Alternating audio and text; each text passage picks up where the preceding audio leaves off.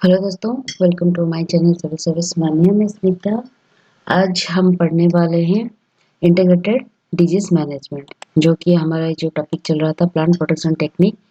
इसका ये fourth video होगा, जिसमें हम ऑलरेडी इंटीग्रेटेड पेस्ट मैनेजमेंट के बारे में पढ़ चुके हैं। इसका डिस्क्रिप्शन में लिंक में दे दूंगी, जिसने नहीं देखा है वो वहाँ पे जाकर देख सकते हैं। और आज हम कंप्लीट करेंगे disease management, integrated disease management. तो चलिए शुरू करते हैं। तो इंटीग्रेटेड डिजीज मैनेजमेंट जो है, उसी सेम पैटर्न में हम पढ़ेंगे कि इजे होलिस्टिक एंड सस्टेनेबल अप्रोच।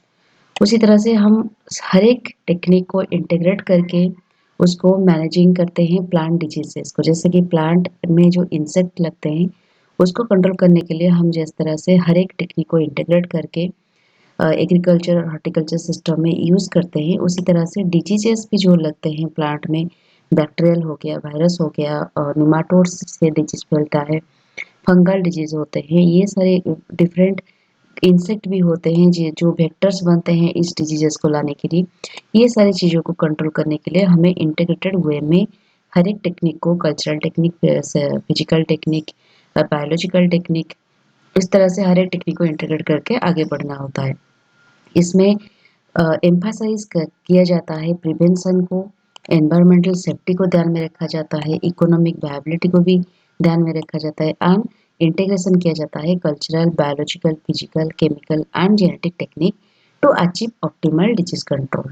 ठीक है, ये जो मेथड होता है, ये केमिकल पेस्टिसाइड के ऊपर हमारे जो रिलायंस होती है, हम जो रिलाई करते हैं केमिकल पेस्टिसाइड के ऊपर, इस रिलायंस को वो मिनिमाइज करता है और इकोसिस्टम में एक बैलेंस लेके आता है इंटीग्रेटेड अप्रोच, जिसमें लॉन्ग टर्म एग्रीकल्चरल प्रोडक्टिविटी को भी ये इंश्योर करता है। इंटीग्रेटेड डिजीज मैनेजमेंट या फिर इंटीग्रेटेड पेस्ट मैनेजमेंट, कुछ भी इस इंटीग्रेटेड पेस्ट मैनेजमेंट में भी ये सारी चीजें आप ले सकते हो, क्योंकि वो भी प्रिवेंशन में ज़्यादा एम्फेसाइज करता है।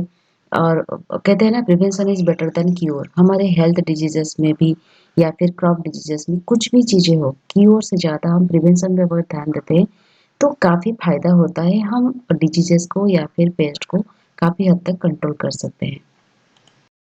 तो पहले हम देखेंगे objectives of IDM. Integrated disease management के ऑब्जेक्टिव क्या है। उसी तरह से जैसे हम पढ़े थे आईपीएम में, ये रिड्यूस डिजीज इंसिडेंट्स को रिड्यूस करना, मिनिमाइज करना इसकी फ्रीक्वेंसी एंड सिवियरिटी। ठीक है, प्लांट डिजीजेस को की फ्रीक्वेंसी को मिनिमाइज करना और सिवियरिटी को मिनिमाइज करना, ये इसका पहला ऑब्जेक्टिव है। सेकंड है improve crop health and yield. हमें ज़्यादा से ज़्यादा प्लांट ग्रोथ पर ध्यान देना है और यील्ड की भी ऑप्टिमाइजेशन के ऊपर ध्यान देना है, क्योंकि हमारी ग्रोइंग पॉपुलेशन के लिए यील्ड जितना ज़्यादा होगा हमारे लिए उतना बेहतर है। क्योंकि ग्रोइंग पॉपुलेशन को खाना खिलाना कुछ मतलब बहुत ही कम समय में एक बहुत बड़ी चैलेंजिंग हो रहा है अभी दुनिया में। फिर सस्टेनेबिलिटी को भी प्रमोट करना, हमें इस तरह की कुछ अप्रोचेस लाना होगा जिसमें एनवायरमेंटल में बैलेंस मेंटेन रहे और केमिकल इनपुट्स ज़्यादा से ज़्यादा रिड्यूस हो, क्योंकि केमिकल इनपुट्स की वजह से बहुत सारे हेल्थ हैजर्ड्स क्रिएट होते हैं, एनवायरमेंटल इफेक्ट भी बहुत क्रिएट होती है, जिसमें अल्टीमेटली हम लोग ही सफ़र करते हैं। तो एनवायरमेंटल बैलेंस अगर मेंटेन होकर रहेगी तो इकोलॉजिकल बैलेंस भी, सस्टेनेबिलिटी रहेगी, और केमिकल और हमें हमारी हेल्थ भी कहीं ना कहीं ठीक ठाक रहेगी। फिर प्रिवेंट रेजिस्टेंस डेवलपमेंट, हमें ज़्यादा से ज़्यादा रेजिस्टेंट मतलब ये जो क्रॉप रेजिस्टेंस वेराइटी है इसके ऊपर ध्यान देना होगा, जो इसके वजह से हमें केमिकल की जो रेजिस्टेंस, सॉरी ओवर यूज है, इसके ऊपर भी ध्यान देना होगा। क्योंकि ज़्यादा से ज़्यादा हम अगर केमिकल पेस्टिसाइड्स हो गया, फर्टिलाइजर्स हो गया, ये सब यूज़ करेंगे तो एक वक्त आएगा जब हर एक जो डिजीजेस क्रॉप ये रेजिस्टेंट हो जाएंगी। ठीक है, और जिसके द्वारा रेजिस्टेंट ट्रेन की पैथोजन की स्ट्रेन बढ़ जाएगी, तो इसके ऊपर भी हमें ध्यान देना होगा, जिसके लिए हमें रेजिस्टेंट क्रॉप रेजिस्टेंट वेराइटी, इसके ऊपर भी हमें रिसर्च इनोवेशन करनी होगी, तो ही जाकर ये सारी चीज़ें चेंज हो सकती है। फिर इकोनॉमिक वायबिलिटी, हमें डिजीज मैनेजमेंट एक कॉस्ट इफेक्टिव तरीके से करना होगा जिस फार्मर के लिए, ताकि फार्मर जो इनपुट यूज़ करे इसके लिए ज़्यादा कॉस्ट ना हो। क्योंकि हम अगर ये देखते हैं सस्टेनेबिलिटी को ध्यान में रखते रखते अगर हम इनपुट की कॉस्ट ज़्यादा बढ़ा देते हैं, फार्मर अगर जो प्रोडक्शन होगा फील्ड में वो अगर कम होता है और फार्मर इन्वेस्ट ज़्यादा करता है, तो लाभ क्या होता है इतने सारे सस्टेनेबिलिटी डेवलपमेंट के लिए, इतने सारे क्रॉप जो इंटीग्रेटेड डिजीज मैनेजमेंट के लिए कुछ फायदा नहीं होगा। तो मैं इस तरह से डिजीज को मैनेज करना होगा जैसे कि फार्मर को प्रॉफिट से कोई मतलब कॉम्प्रोमाइज ना करे, फार्मर की प्रॉफिट से कोई कॉम्प्रोमाइज ना हो, इस तरह की टेक्निक हमें देखना होगा। फिर इन आईडीएम में हम देखेंगे कि प्रिंसिपल्स क्या है, इसको कौन सी प्रिंसिपल को बेस करके हमें इस मैनेजमेंट की स्ट्रैटेजी को फॉलो करना है, मतलब स्ट्रैटेजी हम कर सकते हैं। पहले तो बात है प्रिवेंशन। प्रिवेंशन एक बहुत ही इम्पोर्टेंट स्टेप है, क्योंकि हमें डिजीज़ की आउटब्रेक होने तक इंतज़ार नहीं करना है। जैसे आजकल की कोरोना पैंडेमिक जैसे बढ़ गया, तो हम प्रिपेयर नहीं थे। इसी वजह से बहुत सारे लोगों की मौत हो गई। हमें बहुत मतलब स्ट्रगल करना पड़ा हमें सब कुछ मैनेज करने के लिए। लेकिन अभी अगर कोरोना आएगा, मुझे लगता है कि उस हद तक हम प्रिपेयर हैं कि हम कुछ कर सकते हैं, क्योंकि हम प्रिवेंशन, उसके लिए क्या प्रिवेंटिव मेजर्स हो सकते हैं उसे हम फॉलो करने लगे हैं। तो काफ़ी हद तक चीज़ें मैनेज किया जा सकता है। उसी तरह से प्लांट में भी सेम टैक्टिक्स यूज़ किया जाता है। हमें डिजीज़ आउटब्रेक तक वेट नहीं करनी, हमें पहले से ही प्रिवेंटिव मेजर्स ले ले सकते हैं ताकि डिजीजेस आगे जाकर ना हो। तो इसके लिए इंक्लूड किया जाता है क्रॉप रोटेशन। अगर हम करेंगे तो इससे काफ़ी बेनिफिट होता है।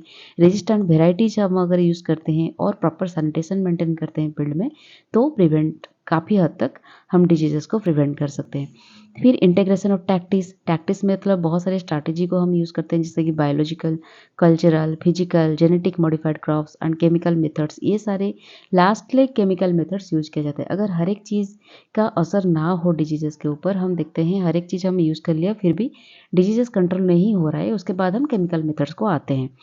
टू क्रिएट ये मल्टी लेयर्ड अप्रोच हम क्रिएट करते हैं ताकि डिजीजेस की प्रेशर कम किया जा सके।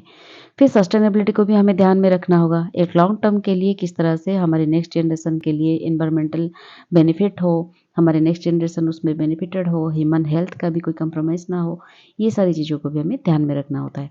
फिर मॉनिटरिंग एंड डिसीजन मेकिंग, ये भी एक बहुत बड़ी प्रिंसिपल्स है, क्योंकि अगर हम टाइम टू टाइम मॉनिटर नहीं करेंगे फील्ड में क्या हो रहा है क्या नहीं हो रहा है, तो शायद हमें नहीं पता चलेगा कि कौन सी डिजीजेस लगा है, कितने सीवियरिटी में लगा है, ये सारी चीज़ें हम नहीं देख पाएंगे, कर पाएंगे कुछ भी।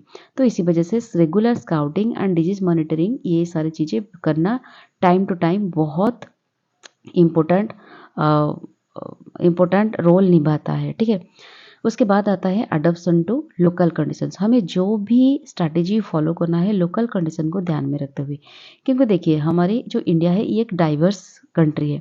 इसमें डाइवर्स क्लाइमेट भी काम करता है, डिफरेंट सीजन्स भी काम करता है। ऐसे बहुत सारे कंट्री होते हैं जिनमें इतने सारे ऋतुओं फील होते हैं, इतने सारे वेदर फील होता है, या फिर इतने सारे क्लाइमेटिक कंडीशंस वैरी करता है। तो हमारी कंट्री जो इतने डाइवर्स है, तो डिफरेंट टाइम जोन में डिफरेंट जगह पे डिफरेंट तरह की हमें प्रैक्टिस को स्पेसिफिक लोकेशन के हिसाब से हमें प्रैक्टिस को फॉलो करना होता है। जैसे कि एनवायरमेंटल को स्पेसिफिक एनवायरमेंटल कंडीशन में कौन सी चीज़ें काम करेगी, कौन सी स्ट्रैटेजी, कौन सी क्रॉप में कौन सी स्ट्रैटेजी काम करेगी, और कौन सी डिजीजेस लगा है इसके लिए कौन सी स्ट्रैटेजी हमें फॉलो करना है। ये सारी चीज़ों को हमें एकदम बहुत ही मिनिमम लेवल पे मतलब बहुत ही अच्छी तरीके से डिटेल में वेरीफाई करके हमें स्ट्रैटेजी अप्लाई करना है। ये हो गया हमारा आईडीएम की प्रिंसिपल्स। अब हम आते हैं कंपोनेंट्स ऑफ आईडीएम। कंपोनेंट्स मतलब क्या क्या हम स्ट्रैटेजी प्रैक्टिसेस फॉलो कर सकते हैं। पहले स्ट्रैटेजी के बारे में बात करेंगे, वो है कल्चरल प्रैक्टिसेस। कल्चरल प्रैक्टिसेस में इंक्लूडेड है पहले तो क्रॉप रोटेशन। हम कंटिन्यूस कल्टीवेशन, सेम क्रॉप को कंटिन्यूस कल्टीवेशन नहीं करेंगे, जिसका द्वारा जो पैथोजन बिल्डअप होते हैं बहुत फ्रिक्वेंटली। इसके वजह से अगर आप क्रॉप रोटेशन करेंगे विथ डिजायर क्रॉप्स, मतलब हम अगर कोई सीरियल्स करते हैं तो उसके बाद हम कुछ पल्सेस करेंगे, कुछ वेजिटेबल्स करेंगे, तो ही ये क्रॉप रोटेशन की जो चीज़ें हैं मैनेज हो पाएगी और डिजीज आउटब्रेक इतने फ्रिक्वेंटली नहीं होंगे। सेकेंड है इंटरक्रॉपिंग। हमें इंटरक्रॉपिंग भी करना है in proximity to interrupt disease cycle. जो डिजीज साइकिल होते हैं, हम अगर इंटरक्रॉप करते हैं तो डिजीज साइकिल ब्रेक हो जाती है डिजीजेस की, मतलब जो बैक्टीरिया जो होस्ट पैथोजेंस होते हैं उनका डिजीज साइकिल इंटरप्ट हो जाता है। फिर सैनिटेशन, प्रॉपर सैनिटेशन हमें यूज़ करना होता है, जैसे कि इन्फेक्टेड प्लांट डेब्रिसेस को रिमूव करना या फिर उसे बर्न कर देना, और जो भी डिजीजेस प्लांट है उसको जाकर बाहर बर्न कर देना, ये सारी चीज़ें हम सैनिटेशन मेंटेन कर सकते हैं। और डीप प्लाउइंग हम अगर करेंगे, ज़्यादातर सन एक्सपोजर करेंगे फील्ड को, तो भी डीप सैनिटेशन ही हो जाता है। फिर वाटर मैनेजमेंट हमें करना है, ओवर इरिगेशन नहीं करना है या फिर मिनिमम इरिगेशन भी नहीं करना है। प्रॉपर ड्रेनेज रखना है फील्ड में, जो कि एक फेवरेबल कंडीशन जो होती है डिजीज़ के लिए उसको रिड्यूस कर देता है। फिर प्लांटिंग टाइम एडजस्टमेंट करना होता है हमें, कौन सी क्रॉप को किस टाइम पे हमें प्लांटिंग करना है, ये इसका रिकमेंडेशन दिया जाता है एग्रीकल्चरल यूनिवर्सिटी की तरफ से या फिर जो भी एग्रीकल्चरल जो गवर्नमेंट डिपार्टमेंट में उसके तरफ से ये सब कुछ प्रोवाइड किया जाता है फार्मर्स को। तो उसी हिसाब से हमें प्लांटिंग टाइम करना है, ना कि रबी को खरीफ में, खरीफ को रबी में अगर आप सो करेंगे तो डेफिनेटली प्लांट डिजीजेस आउटब्रेक होगी। तो उसके बाद स्पेसिंग एंड प्रूनिंग भी, टाइम हमें स्पेसिंग, प्रॉपर स्पेसिंग में प्लांट लगाना है और टाइम टू टाइम प्रूनिंग भी करना पड़ता है, जो इसके द्वारा एयर सर्कुलेशन इंप्रूव होता है, जो कि एक फंगल ग्रोथ के लिए और फंगल ग्रोथ को प्रिवेंट करता है और ह्यूमिडिटी को रिड्यूस करता है। उसके बाद टिलेज प्रैक्टिसेस, इसका भी बहुत इंपॉर्टेंट रोल होता है।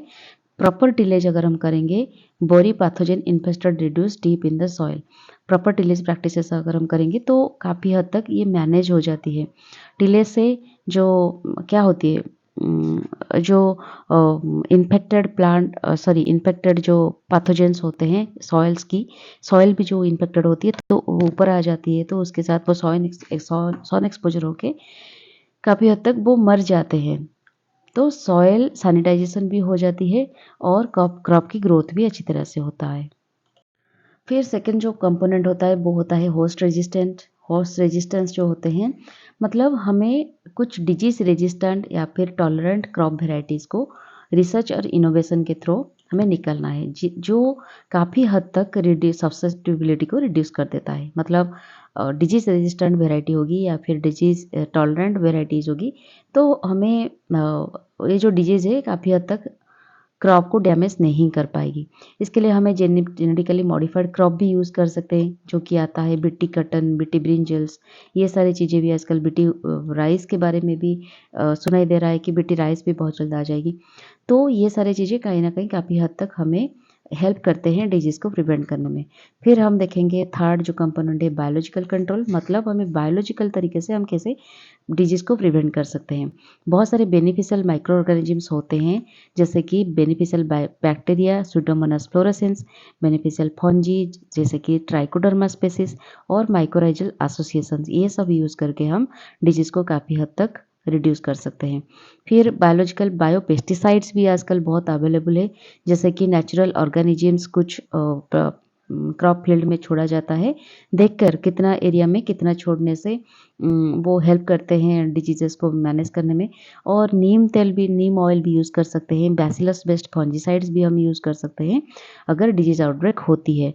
फिर कंजर्वेशन ऑफ नेचुरल एनिमीज़, बहुत सारे नेचुरल एनिमीज़ होते हैं जो डिजीज़ और पेस्ट को खा जाते हैं, वो प्रोटेक्ट करते हैं और protect and encourage native populations of beneficial microbes.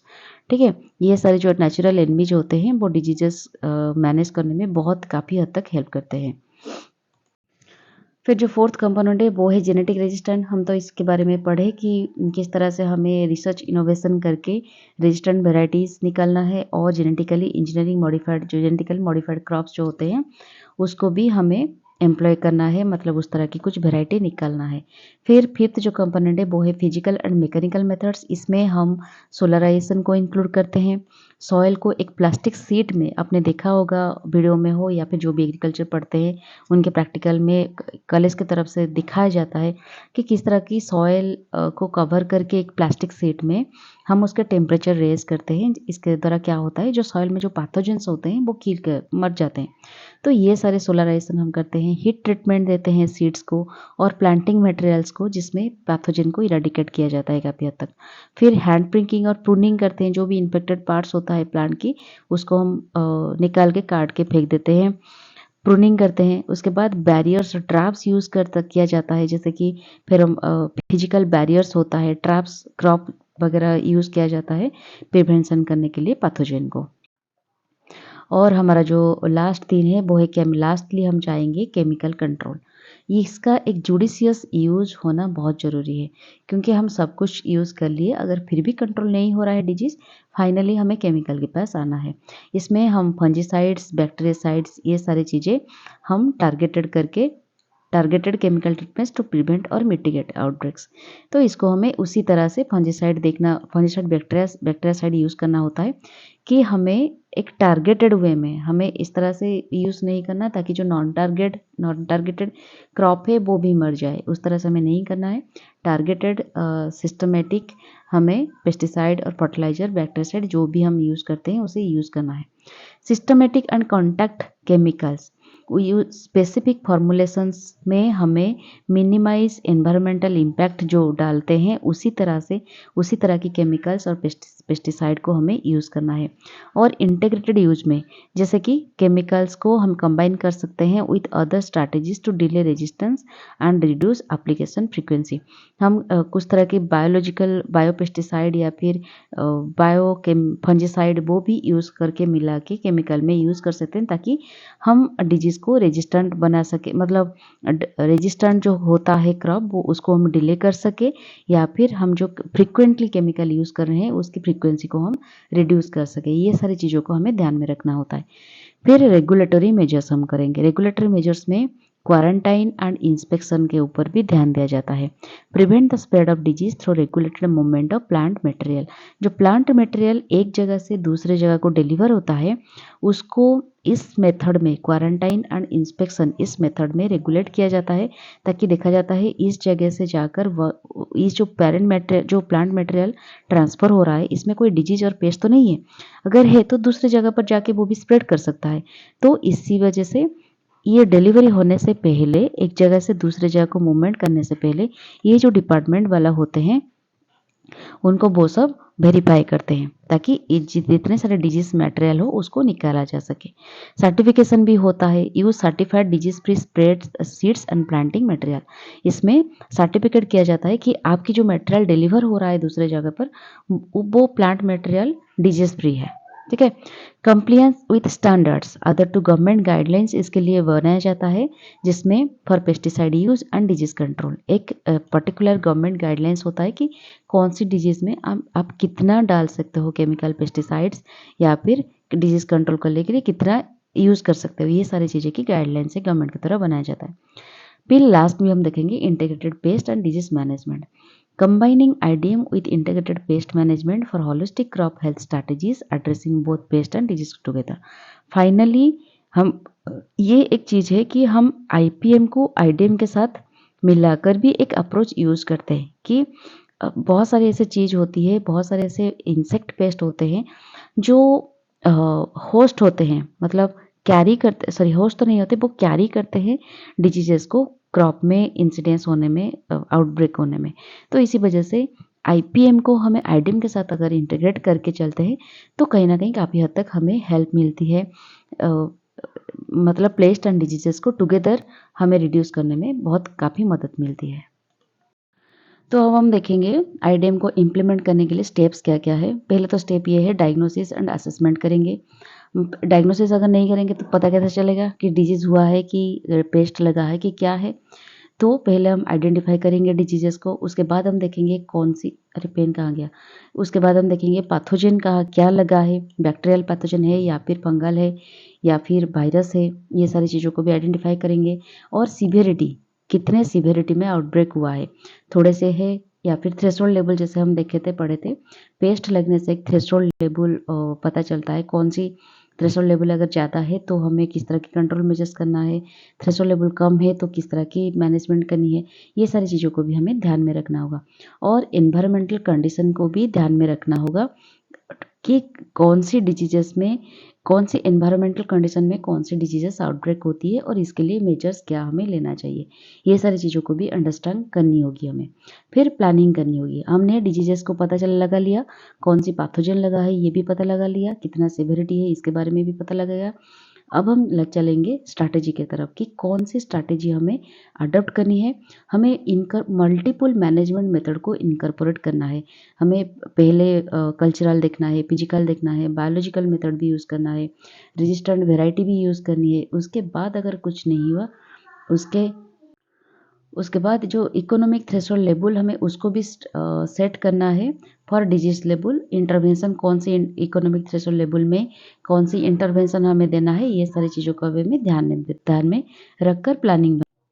उसके बाद हमने स्ट्रैटेजी बना लिया, अब हमें इम्प्लीमेंट करनी है। हमें सिलेक्टेड प्रैक्टिसेस एक कोऑर्डिनेटेड मैनर में इम्प्लीमेंट करनी है। जो भी चीज़ हमें इम्प्लीमेंट करनी है, पहले देखना है हमें एनवायरनमेंट फ्रेंडली कौन सी स्ट्रैटेजी है, उससे पहले ध्यान में रखना होगा, मतलब उसको पहले दिमाग में रखना होगा। उसके बाद फार्मर फ्रेंडली टेक्निक भी हमें ध्यान में रखना होगा, जो कि होगा केमिकल यूज़ को हमें सबसे लास्ट में रखना होगा। पहले environmental friendly and farmer friendly technique use करेंगे, उसके बाद अगर नहीं हुआ लास्टली हम जाएंगे केमिकल मेथड को। उसके बाद मॉनिटरिंग एंड इवैल्यूएशन करेंगे। हम इम्प्लीमेंट कर लिया, उसके बाद लास्टली हमें मॉनिटर करना होगा रेगुलरली कि हम जो आईडीएम टेक्निक यूज़ कर रहे हैं, प्रोग्राम यूज़ कर रहे हैं, वो काफ़ी हद तक कितने हद तक इफ़ेक्टिव हो रहा है। उसके बाद अगर इफ़ेक्टिव नहीं हो रहा है तो उसके नेसेसरी के हिसाब से हमें स्ट्रैटेजी को मॉडिफाई करना होगा। ये होता है स्टेप्स। फिर दोस्तों हम देखेंगे कि आईडीएम के बेनिफिट्स क्या है। हमने सब कुछ पढ़ लिया कि किस तरह से इम्प्लीमेंट करना है, किस तरह से हमें पता चलेगा कि ऑब्जेक्टिव क्या है, प्रिंसिपल्स क्या है, कंपोनेंट्स क्या है, और अब हम देखेंगे बेनिफिट क्या होता है आईडीएम की। पहले तो ये है इकोनॉमिक बेनिफिट होता है। इकोनॉमिक बेनिफिट कैसे? अगर हम पहले तो सबसे ज़्यादा जो लगता है पैसा वो होता है केमिकल पेस्टिसाइड में। केमिकल पेस्टिसाइड या फिर केमिकल फंजीसाइड, बैक्टीरिसाइड जो भी हम यूज़ करते हैं, इससे सबसे ज़्यादा इनपुट लगता है। तो अगर हम कुछ लोकल नॉलेज को यूज़ करके हम कल्चरल प्रैक्टिसेस करते हैं, फिजिकल प्रैक्टिसेस करते हैं, इसमें ज़्यादा देर हमें ज़्यादा पैसा नहीं लगता। तो कहीं न कहीं ये एक्सपेंसिव जो मेथड होते हैं उससे रिड्यूस कर देता है, उसको रिड्यूस कर देता है और क्रॉप की यील्ड एंड क्वालिटी को एनहांस करता है। सेकेंडली एनवायरमेंटल बेनिफिट्स भी होता है। हम एनवायरमेंटल फ्रेंडली और फार्मर फ्रेंडली टेक्निक जब यूज़ कर रहे हैं तो ये काफ़ी हद तक सॉइल को रन ऑफ होने से बचाता है। केमिकल रन ऑफ होता है जो सॉइल में, इसको इसको लोअर कर देता है। फिर वाटर रन ऑफ भी काफ़ी हद तक कम हो जाता है। ये बायोडाइवर्सिटी को प्रमोट करता है बाय एनकरेजिंग बेनिफिशियल ऑर्गेनिजम्स। हो गया। फिर सोशल बेनिफिट्स। सोशल बेनिफिट्स में किस तरह की होती है, क्योंकि हमारे जो केमिकल पेस्टिसाइड की यूज़ कम हो जाता है, जिसकी वजह से human health from chemical exposure की रिड्यूस रिस्क जो होता है वो रिड्यूस हो जाता है। ये फार्मर को एम्पावर भी करता है with knowledge and sustainable practices. उसके बाद सस्टेनेबिलिटी एक बहुत बड़ी बेनिफिट है सस्टेनेबिलिटी, क्योंकि उसके द्वारा लॉन्ग टर्म सॉइल की जो लॉन्ग टर्म हेल्थ है वो मैनेज होता है, क्रॉप हेल्थ भी मैनेज होता है, इंश्योर होता है। ये हेल्प करता है पैथोजन की जो रेजिस्टेंट होती है, एक वक्त पे पैथोजन रेजिस्टेंट हो जाती है पेस्ट क्रॉप, ये भी उसको मैनेज करता है। और थ्रू डाइवर्स प्रैक्टिसेस, हम डिफरेंट तरह की जो डाइवर्स प्रैक्टिसेस यूज़ करते हैं जिसमें क्रॉप जो पैथोजन रेजिस्टेंट हो जाती है उसको ये मैनेज होने में मददगार होता है। तो दोस्तों अब हम देखेंगे क्या क्या चैलेंजेस फेस करना पड़ता है आईडीएम को ऑपरेट करने में, इम्प्लीमेंट करने में। तो पहले तो बात ये है नॉलेज एंड ट्रेनिंग की घोर अभाव है। मतलब ये है कि farmers need adequate training to implement IDM. Farmers के पास इतने सारे एडिक्वेट नॉलेज नहीं है कि वो आईडीएम को प्रैक्टिस को यूज़ करे क्रॉप फील्ड में। तो इसके वजह से उनको ना काफ़ी ट्रेनिंग वगैरह देना होता है। तो इनिशियल कॉस्ट, पहले तो बहुत सारे कॉस्ट की ज़रूरत होती है, क्योंकि सम प्रैक्टिस लाइक बायोलॉजिकल एजेंट्स, हम जो बायो पेस्टिसाइड, बायो फर्टिलाइजर्स ये सब यूज़ करते हैं, रेजिस्टेंट वेराइटीज़ जो है ये सब के लिए भी कॉस्ट थोड़ा ज़्यादा लग जाता है। तो थर्ड जो होता है टाइम एंड लेबर, ये टाइम कंज्यूमिंग प्रैक्टिस है और लेबर कंज्यूमिंग प्रैक्टिस है, क्योंकि हम देखिए आप केमिकल पेस्टिसाइड ला रहे हैं या फिर केमिकली कुछ भी ट्रीटमेंट कर रहे हैं तो स्प्रे बॉक्स में डाल के उसे केमिकल में डाल के पानी में तो स्प्रे कर लिया, एक लेबर में काफ़ी हो जाता है।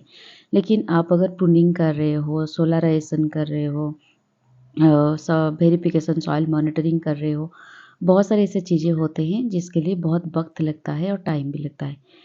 और उसके लिए लास्ट जो है चैलेंज वो है एनवायरमेंटल वेरिएबिलिटी। ये एक बहुत बड़ी फैक्टर है, क्योंकि डिफरेंट एरिया में, मैंने आपको बताया था ना हमारा जो इंडिया है एक डाइवर्स कंट्री है, यहाँ के डाइवर्स क्लाइमेट भी फेस करना पड़ता है। तो इसी वजह से ना डिफरेंट क्लाइमेटिक कंडीशन, कभी कभार आप कुछ आइडियम प्रैक्टिसेस कर रहे होते हैं तो वेदर उसका फेवरेबल कंडीशन नहीं रहता, जिसके वजह से ना वो आईडीएम प्रैक्टिसेस ख़राब हो जाता है। तो इसी चार चीज़ों की वजह से ना कभी-कभी आईडीएम को ठीक से इम्प्लीमेंट करना बहुत डिफ़िकल्ट हो जाता है। यहाँ पे मैंने कुछ केस स्टडीज़ को यहाँ पे प्रोवाइड किया हुआ है आईडीएम में। हमारे इंडिया में बहुत सारे आईडीएम प्रैक्टिसेस के थ्रू काफ़ी हद तक हमने डिजीज़ बहुत सारे एरिया में मैनेजमेंट किया हुआ है। राइस ब्लास्ट डिजीज़ काफ़ी हद तक मैनेजमेंट हो गई है, जैसे कि रेजिस्टेंट वेराइटीज़ राइस ब्लास्ट की जो डिजीज़ होती है, रेजिस्टेंट वेराइटीज़ यूज़ करने के बाद ये काफ़ी हद तक कम हो गया है। कंबाइंड विथ प्रॉपर स्पेसिंग भी ठीक से करके हम अगर राइस को लगाते हैं फील्ड में, तो ये भी काफ़ी हद तक हेल्प करता है और जिसके वजह से ह्यूमिडिटी को भी रिड्यूस कर देता है। एप्लीकेशन ऑफ ट्राइकोडर्मा स्पीसीज हम बायो एजेंट्स यूज़ करते हैं as a bio control agent, जिसमें ये काफ़ी मददगार होता है। फिर फ्यूजेरियम विल्ट जो टमाटोज़ में, ये भी बहुत हद तक हमने कम किया हुआ है इंडिया में with crop rotation and with non host crops like corn and beans. इसका साथ भी हम अगर इंटरक्रॉप करते हैं तो फ्यूचरियम विल्ट को मैनेज किया जा सकता है। सॉयल सोलराइजेशन उसके साथ इसका भी आर्डन करना पड़ेगा, soil solarization and use of resistant cultivars, ठीक है। फिर पाउडर मिल्ड्यू इन ग्रेप्स, इसको भी काफ़ी हद तक इंडिया में कंट्रोल किया गया है, जैसे कि prune vines to improve air flow. Time to time हमें प्रून करना पड़ेगा जो ग्रेप की वाइन होती है, और ह्यूमिडिटी को रिड्यूस करने के लिए। अप्लाई सल्फर बेस्ड फंजीसाइड भी यूज़ होती है इसमें in combination with cultural controls. Introduce beneficial fungi to suppress the pathogen, इसमें जो बायो फंजी होते हैं इनको भी यहाँ पे इंट्रोड्यूस किया जाता है पाउडरी मिल्ड्यू को डिक्रीज करने में, मतलब इस डिजीज़ को प्रिवेंट करने में। फिर लेड ब्लाइट ऑफ पोटैटो, इसमें भी काफ़ी मददगार हुआ है, जैसे कि resistant potato varieties and certified seed tubers, इसको यूज़ करके हमने काफ़ी हद तक हेल्पफुल पाया है। Crop rotation to prevent pathogen persistence, crop rotate करना होगा पोटैटो के साथ। और chemical treatments only when weather conditions favour disease like outbreak, मतलब इस तरह की कुछ कंडीशन हो गया जिसमें डिजीज आउटब्रेक हो गई है, तो इसी कंडीशन में ही ओनली हम केमिकल ट्रीटमेंट्स अप्लाई करते हैं। तो ये बहुत सारे ऐसे केस स्टडीज था आईडीएम का जिसमें हम सक्सेस हुए हैं। तो दोस्तों कंक्लूजन में हम ये लिख सकते हैं, अगर आंसर राइटिंग आता है, integrated disease management is an adaptable and effective approach that considers local conditions, ये लोकल कंडीशन को कंसिडर करता है, फार्मर प्रैक्टिसेस को कंसिडर करता है एंड एनवायरमेंटल सस्टेनेबिलिटी, सभी को कंसिडर करके ही इसको अडॉप्ट किया जाता है और ये एक इफेक्टिव अप्रोच भी है। It aligns with modern agricultural goals of increasing productivity while minimizing adverse ecological impacts, making it a cornerstone of sustainable farming system। इसमें आप ऐड भी कर सकते हैं कि आजकल का जो AI टूल्स वगैरह प्रिसिशन फार्मिंग भी आ रहा है, इसमें भी काफ़ी मददगार हो रहा है आईडीएम आईपीएम को मैनेज करने में। तो ये सारी चीज़ें भी कहीं ना कहीं सस्टेनेबल फार्मिंग प्रैक्टिसेस में बहुत मददगार हो रही है। तो इसको आप कंक्लूजन में लिख सकते हो अगर आंसर राइटिंग में प्रैक्टिस आता है। इसके साथ हमारा ये आईडीएम का टॉपिक खत्म होता है। जिस चीज़ को अच्छा लगा तो ज़रूर मुझे लाइक या कमेंट की बटन ज़रूर दबाएगा। देखिए बहुत मेहनत से मैं आपके लिए इतना सारा कंटेंट लेकर आ रही हूँ, इतना अच्छा खासा सिलेबस के साथ मैं प्रिपेयर कर रही हूँ। तो अगर आपको लगता है मेरी जो हार्डवर्क है वो वर्थ है, तो काइंडली एक लाइक कर दीजिए। इतना तो मैं रिक्वेस्ट कर सकती हूँ ना आप लोगों के लिए, आप लोग तो अपने हो ना। तो आई होप कि आप लोग समझोगे। तो stay tuned with my channel for the next video. अगर अच्छा लगा ज़रूर सब्सक्राइब कीजिएगा। तो आज नेक्स्ट वीडियो के लिए स्टे ट्यून रहिए। टाटा बाय बाय, टेक केयर।